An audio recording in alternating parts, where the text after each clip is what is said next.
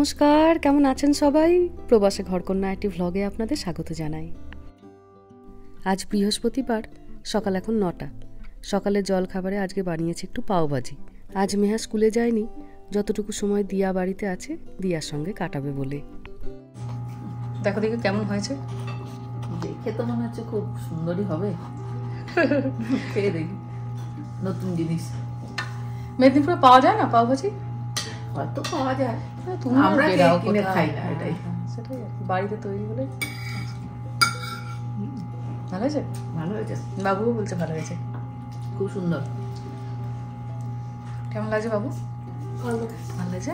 বাহ, এবার ইয়েটা দিয়ে খাও। দারুণ টেস্ট। একটু নুন লাগবে নাকি দেখো তুমি? না না, একদম ঠিক আছে। ঠিক আছে। লেবুটা নিলে একটুখানি হয়তো, লেবু কি লাগবে? আমি লেবু দিয়েছিলাম, তবু এক টুকরো দিয়েছি। অসাধারণ, ভালো আছে। বললাম হাঁটছি না, এবার আটলিস্ট বুঝতে পারলাম কি ডাক্তার বলছিল। আমার হাঁটনিটা শেখাবি, আমার খুব ভালো লাগলো। হ্যাঁ, এটা এমন কিছু না। আমাদের বাড়িতে যেটা ওই তোমার আলু চচ্চড়ি করি, ওই আলু চচ্চড়ি একই জিনিস, কিন্তু গোটা রান্নাটা শুধু হয়েছে বাটারে। খুব অন্যরকম স্বাদ, খুব ভালো লাগে। ওই পাও ভাজি মশলাটারই স্বাদ আলাদা। বাড়িতে একটা পাও ভাজি মশলা কিনে রাখলে এই স্বাদটা চলে আসবে। বাকি বাড়ির আলু চচ্চড়ি মটরশুঁটি দিয়ে ক্যাপসিকাম দিয়ে, বাকিটা হাতের গুণ। বাবা তুমি আরেকটা ব্রেড নাও। খেতে নেই আর কিন্তু নেই, একটা দিয়ে হয়ে গেল। স্লিম থাকার মেহার এটাই হচ্ছে রাজ। তোদের মতো ছিলাম তখন এগুলো জানতাম না, তোরা এখনকার মেয়েরা অনেক কিছু জানে। না না, এখনকার মেয়েরা জানার কারণ হচ্ছে মা ইউটিউব, ফেসবুক, এখানে এত রান্না সবাই দেখাতে থাকে, যে রান্নাগুলোর আগে নাম শুনতাম কিন্তু ধরো সেগুলো করতে জানতাম না।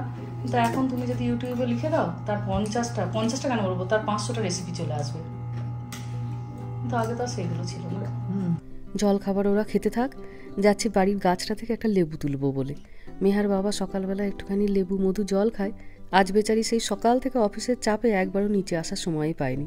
এবার লেবু মধু জল একটু খাবে, তারপর স্নান করবে, ফ্রেশ হবে, ঠাকুর পুজো করবে, তারপর ব্রেকফাস্টে আসবে। তো ওই জন্য আমি একটা লেবু নিতে এসেছি। গাছের লেবুগুলো কি সুন্দর হয়েছে দেখুন। এটা প্রথম বছরের ফলন, আর এ তো আপনারা দেখিয়েছিলেন কি পরিমাণে এবছর লেবু হয়েছিল।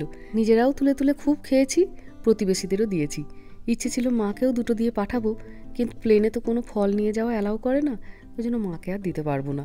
কিন্তু শেষ পর্যায়ে এসে দেখছি লেবুগুলো এমন সুন্দর হলুদ হলো। তার মানে পরের বছর থেকে যতক্ষণ না এমন হলুদ হয় ততক্ষণ তোলা যাবে না।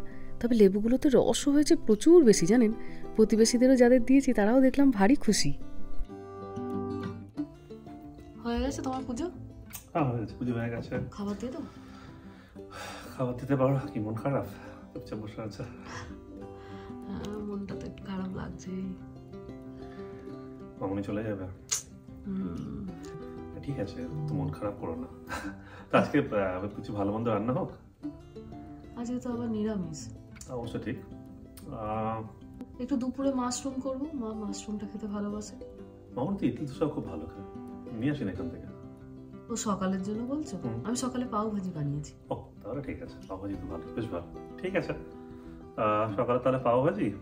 হ্যাঁ বলছি, আরেকটা জিনিস মাস্ট করতেই হবে আজকে। আমাকে পিক আপ করার পথে আমি গাড়িটা ক্লিন করে আসবো।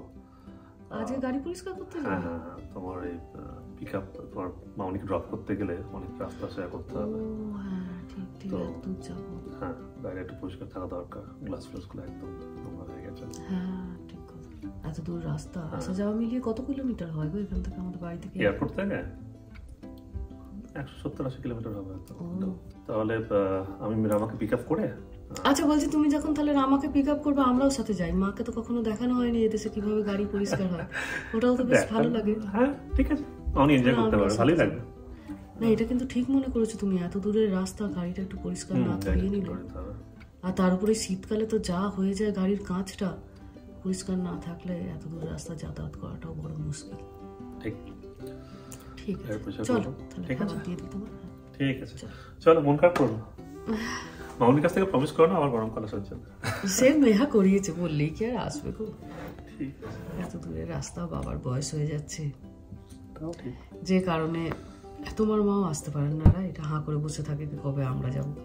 আমার বাবা আর আসতে পারে না, অপেক্ষা করে বসে থাকে কবে আমরা যাব। ঠিক, চলো চলো চলো। চলুন, ওর বাবা একা একা আসবে বলছিল গাড়ি পরিষ্কার করতে, আমি আর মাও সাথে করে এলাম। মাকে কখনো দেখানো হয়নি যে এদেশে কিভাবে গাড়ি পরিষ্কার করা হয়, ওটাও বেশ সুন্দর লাগে দেখতে। মাকে বললাম, মা যাবে? তোমার তো প্যাকিং সব হয়েই গেছে, বাড়িতে বসে থেকে আর কি করবে। মেহাও দেখলাম সকাল থেকে দিয়ার সঙ্গে টুকটুক করে গল্প করে এবার একটু নিজের বই খাতাগুলো খুলে বসেছে। তাই মাকে ভাবলাম নিয়ে একটুখানি টুক করে সামনেটা থেকে ঘুরিয়ে আসি। আর তো হয়েই গেল বলুন, এবার চলেই যাবে। মা থাকতে প্রায় রোজ দিন একবার করে বেরাতাম, হয় দোকান, না হলে বাজার, না হলে কাছের একটুখানি বাগান পত্র, এরপর আবার সেই একার জীবন। তো বলতেই মা রাজি হয়ে গেল। তাই মাকে নিয়ে এসেছি এদেশে কীভাবে গাড়ি পরিষ্কার করা হয় সেটা দেখার জন্য।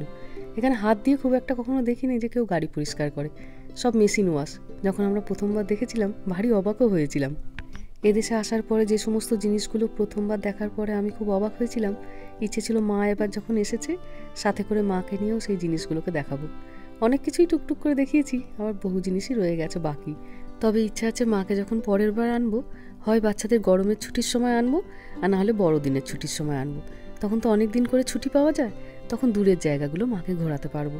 এ তো আপনারা জানেনই যে মেহা মৈনাক দুজনেই এরা সরকারি স্কুলে পড়ে, আর সরকারি স্কুলে একদম ছুটি নেওয়া যায় না, যদি না বাচ্চা কাচ্চা খুব ভয়ানকভাবে অসুস্থ হয় বা নিকট আত্মীয় কেউ মারা যায়, না হলে এখানে একদম ছুটি নেওয়া যায় না। তাই মনে মনে এটা তো একটু দুঃখ থেকেই গেল যে মাকে দূরের জায়গাগুলো একটু ঘোরাতে পারলাম না। তবে মাকে যখনই বলছি মা একদম মানতে নারাজ, সে এক কথাতেই উত্তর দিয়ে দিচ্ছে দেশ থেকে আমেরিকা এসেছি, এটাই তো সব থেকে বড় ঘোরা, আর আমি যে জায়গাগুলো দেখতে ভালোবাসি সেইগুলো তো একটা একটা করে সবই দেখিয়েছিস। দূরে নিয়ে গিয়ে কি আর দেখাতিস, হয় সমুদ্র দেখাতিস আর না হলে পাহাড় দেখাতিস। তা সে তো আমার দীঘা আর দার্জিলিং দুটোই আছে। তবু মাকে বলি, মা তবু তো তাদের ভিন্নতা আছে। মা বলছে হবে খুন, পরের বার আসি, বাচ্চাদের স্কুল ছুটির সময় আসবো তখন দেখাস। আর এবার তো এসেছিলাম আমেরিকার পুজো দেখতে, সেটা তো খুব ভালো করেই দেখিয়েছিস। আমার মেহার আমার সঙ্গে এই 2-3 মাস এত সুন্দর করে সময় কাটালাম যা সারা জীবনে কাটাইনি। মন খারাপ করো না মা, আমি ঝুলি পূর্ণ করেই ফিরছি। তো যাই হোক, এইভাবে স্বপ্নের মতো সুন্দর মা মেয়েতে কটা মাস কাটালাম। আবার অপেক্ষা করে বসে থাকবো। এই 7 বছর পর মা আমার বাড়িতে এলো, আবার কটা বছর লাগবে কি জানি মাকে আমার কাছে আনতে। কেউ আসবে আসবেটাই বড় সুন্দর, চলে আসার পরে দিনগুলো এত তাড়াতাড়ি চলে যায় যেন মনে হয় তাদেরকে ছুঁয়ে দেখতে পারলাম না। জলের থেকেও যেন মনে হলো তাড়াতাড়ি বয়ে গেল দিনগুলো। তবে এই গাড়ি পরিষ্কার করতে ভাগ্যিস মাকে সাথে করে নিয়ে এলাম জানেন, ভারী উপভোগ করলো। আর সত্যিই তাই, যখন আমরাও প্রথমবার আমাদের গাড়িটি এইভাবে পরিষ্কার করেছিলাম, এর পদ্ধতিটি দেখে আমরাও ভারী অবাক হয়েছিলাম। তাই ভেবেছিলাম মাকে নিয়ে যাই, মায়েরও ভারী ভালো লাগবে। ব্যাস হয়ে গেছে। গাড়িটা পরিষ্কার না করলে বোঝা যায় না যে গাড়িটা কি পরিমাণে নোংরা ছিল বাইরে থেকে, জানেন। এত সুন্দর এখন পরিষ্কার ধপধপে লাগছে। এই যে আমাদের পরে আবার আরেকটি গাড়ি, এত গাড়ি আসতে থাকে এখানে আপনি না দেখলে বিশ্বাস করবেন না। আজকে দেখুন উইকডেজ, তারপরেও একটার পর একটা গাড়ি খুব লাইনে। এটি আমেরিকার একটি ভীষণ লাভজনক ব্যবসা জানেন, এই কার ওয়াশিং। বাচ্চাদের আর কি বলবো, নিজেরও এত ভালো লাগে বাইরেটা দাঁড়িয়ে দেখতে। পুরো যেমন একটা বাচ্চাকে সাবান মাখিয়ে গা হাত পা ঘষে একদম চান করিয়ে পরিষ্কার করা হয়, এটাও অবিকল তেমনই একটা পদ্ধতি। আর ডান দিকেরটি হচ্ছে গাড়ির ভেতরে ভ্যাকিউম করার জায়গা। এই দেখুন গাড়িটাকে কি সুন্দর লাগছে এবার।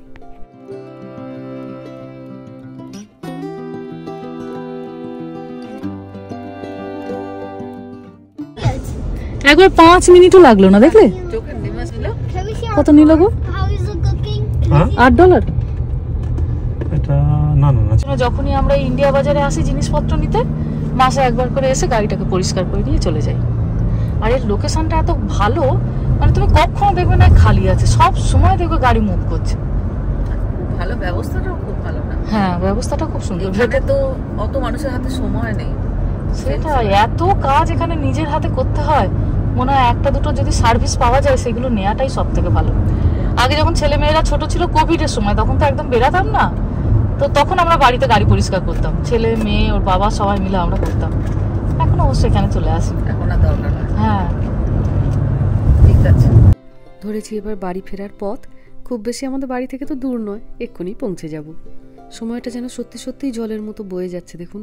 আর মাত্র 2 ঘন্টা, তারপরই মায়ের বাক্সপত্র নিয়ে বেরিয়ে যাবার সময়।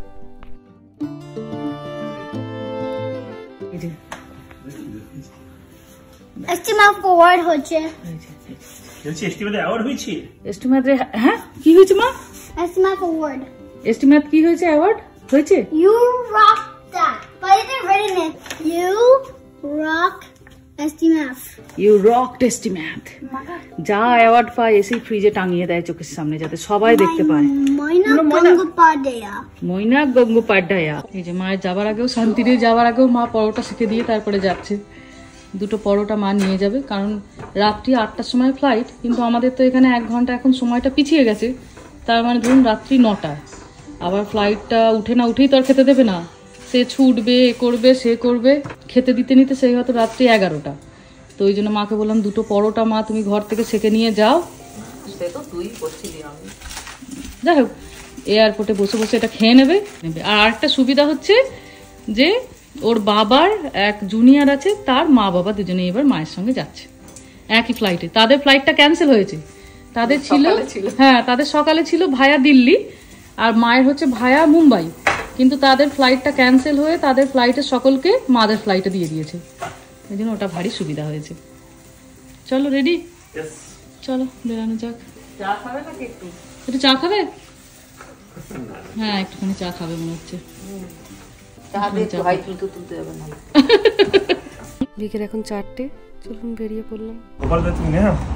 সকালে মেহার বাবা, বিকালে মেহার। সকাল মেহার বাবা একবার গোপালকে তুলে দেবে টুকুস করে ঘুম থেকে, আর মেহা একবার রাত্রিবেলা নিজে শুতে যাওয়ার সময় গোপালকে ঘুম পাড়িয়ে দেবে।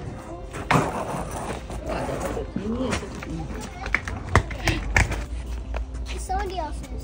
এর দেখছেন এই ঠান্ডা ঠান্ডা কোনো গল্প নেই। Somebody else's food. Close your eyes.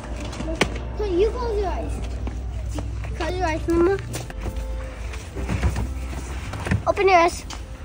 ওমা, ছেলেটার হাত দুটো কোথায় গেল? হাত নেই তো? I Hat can't koi? come. হাত কই? I can't come because look. আচ্ছা আবার চোখ বন্ধ করছি, দেখি হাত আছে কিনা। চোখ বন্ধ করছি। Open your hands. Open your eyes. Open your eyes. এই তো হাত চলে এসছে। মায়ের লাগেজগুলো রাখা হয়ে গেছে ট্রাঙ্কে। অনেকেরই হয়তো মনে হতে পারে যে মহুয়া তোমার মায়ের সেই লাল লাগেজটি কোথায় গেল। মা একটা লাল রঙের লাগেজ এনেছিল আর সি গ্রিন কালারেরটা, কিন্তু লাল লাগেজটাতে না জিনিসপত্রগুলো রাখা যাচ্ছিল না ঠিক করে, একটু ছোট হয়ে যাচ্ছিল। তো এইটা আমি রেখে দিয়েছি, আর আমার এই বেগুনি রঙের লাগেজটা মাকে দিয়েছি, মা এটা তুমি নিয়ে যাও। মনটা খারাপ করছে বাবু? করছে। ও আমাদের একটা জলের বোতল নিয়ে নিও। নিয়েছো? ও মা নিয়েছে। যাও রামা বসো, মেহা বসো, বসো রামা বসো। বাড়িটা ভালো করে দেখে রাখো, বাড়িটা আবার অপেক্ষায় থাকবে তোমার আসার। বছরে একবার করে এলেই হবে। আমার কবে হবে তার ঠিক আছে, চাইলেই হবে, কান্নাকাটির কোনো দরকার নেই। হ্যাঁ বললেই টিকিট, টিকিট বললেই প্লেন, নাকি গো? অকারণে এইসবে কান্নাকাটির কি দরকার আছে? কান্নাকাটির কি দরকার আছে অকারণে? না, বলো তো প্রাইভেট যেটা করা যেতে পারে। মা গো, ওটা কি নিচে বসিয়ে দেবে নাকি? জায়গা হবে? না না, পায়ের কাছে নিতে হবে না, এখানে হয়ে যাবে। ব্যাস, এটা মনে ল্যাপটপ নেই তো? ল্যাপটপটাই আমার আছে। মামার মেয়ে এই বছর ইঞ্জিনিয়ারিংয়ে ভর্তি হয়েছে। বাড়িতে আমাদের একটি ল্যাপটপ বাড়তি ছিল, মায়ের হাত দিয়ে তাই সেটি তাকে পাঠিয়ে দিলাম। নো কান্নাকাটি, বলো মা। তোমরা যাবে শীতকালে সামনে বছর, ঠিক আছে? Voicemail. গরমকালে বড্ড কষ্ট হয় তোমার, শীতে যেও।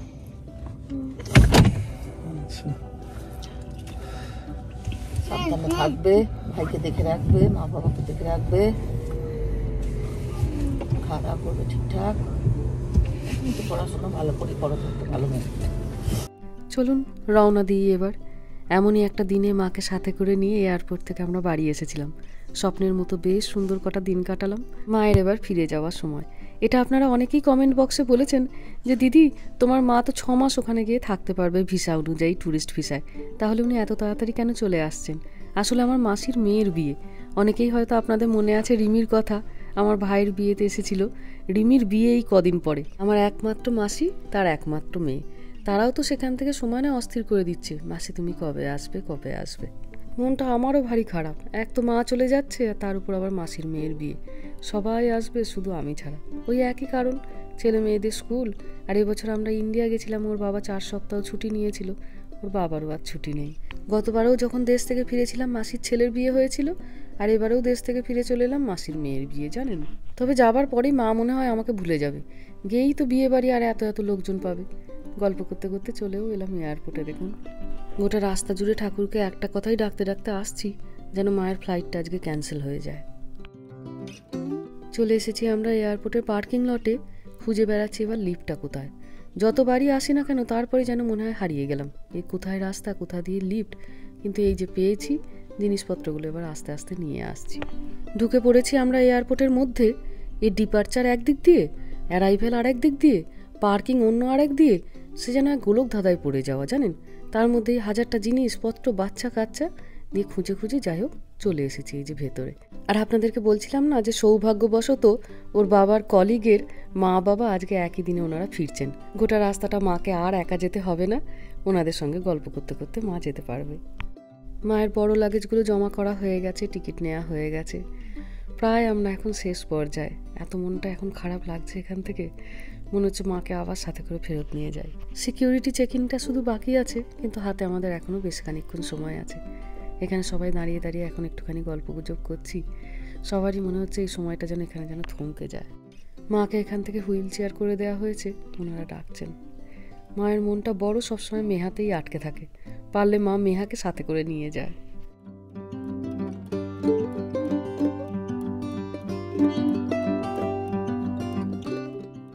দেশে যেমন এয়ারপোর্টগুলিতে টিকিট না থাকলে এয়ারপোর্টের মধ্যে ঢুকতে দেয় না, এদেশে অবশ্য তা নয়।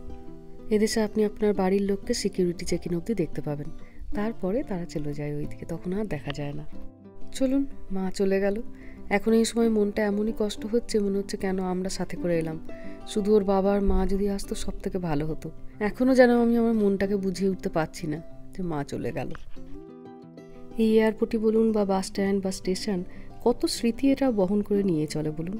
আপনজনদের সঙ্গে সাক্ষাৎ, বিচ্ছেদ। কটা মাস আগেই যখন এই এয়ারপোর্টটা এলাম, কত হাসি আনন্দ সাথে করে মাকে নিয়ে গেলাম। আজ আবার এখানেই মাকে ছেড়ে গেলাম।